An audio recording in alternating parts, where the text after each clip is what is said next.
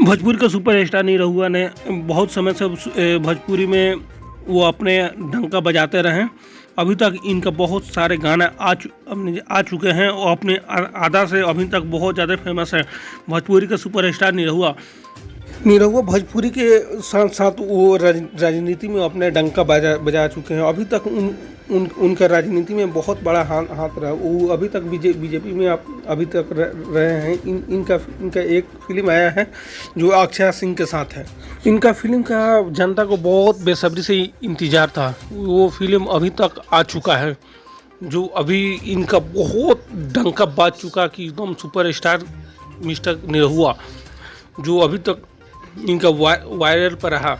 पातर कमरिया अभी वायरल तेज़ी से हो रहा है, जो एकदम सुपरस्टार निरहुआ का देन है, जो अक्षरा सिंह के साथ और निरहुआ दोनों एक साथ अभी तक यूट्यूब पर एकदम डंका बजा चुके हैं।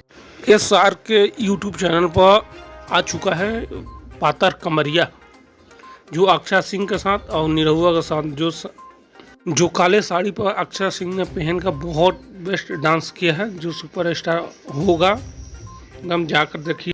इस तरह न्यूज़ के लिए आप मेरे चैनल को सब्सक्राइब जरूर करें और फॉलो करें। आप निरहुआ का फैन है तो इसमें लिख दीजिएगा जय निरहुआ।